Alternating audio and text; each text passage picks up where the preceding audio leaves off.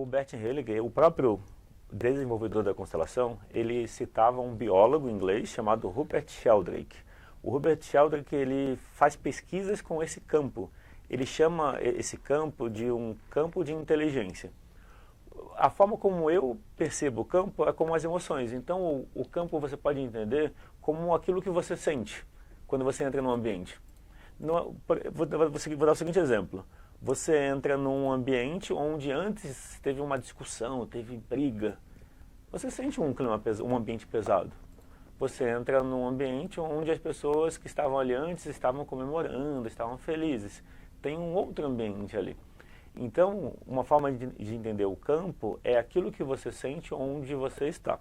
Quando eu cito o Rupert Sheldrake, que é porque ele é um biólogo inglês, como eu falei, ele fez vários experimentos para demonstrar como a gente tem um acesso a esse campo de informação. Tem vários termos, vários nomes para esse campo. Por exemplo, tem quem chama de campo transformacional, campo relacional, campo emocional. Então, quando a gente está em relação a uma pessoa, tem uma sensação diferente. Então, vou dar um exemplo assim, ó. Geralmente, quando a gente está perto dos pais, a gente tem um comportamento diferente do que em outros contextos. Você já observou isso? Então, em cada relação, a gente tem uma maneira diferente de agir. É como se cada pessoa vai despertar na gente, vai tocar na gente em pontos diferentes de experiência. Então, você pode perceber esse campo como a forma como você se sente em cada ambiente. Daí, no contexto da constelação, o que é esse campo? Uma ideia no contexto, no fundamento da constelação, é que esse campo é um princípio auto-organizador. Então, quando eu falo campo, eu também estou falando das ordens do amor, ou princípios sistêmicos da constelação familiar. Então, entender o campo é entender as ordens do amor. Eu tenho uma metáfora que é as ordens do amor, ou esse campo, que está em todo lugar e envolve as pessoas.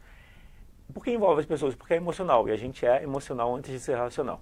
Então, as ordens do amor, que são 3, elas envolvem o dar e receber, equilíbrio entre dar e receber, o pertencimento ou vínculo e a precedência ou hierarquia. Eu vou comentar brevemente sobre cada um.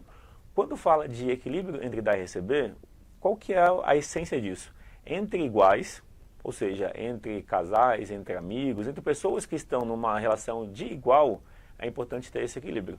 Quando na relação de casal, uma pessoa cuida demais do outro, se coloca como pai ou mãe do outro, ou o inverso, cobra demais, se coloca como filho, a relação não vai bem.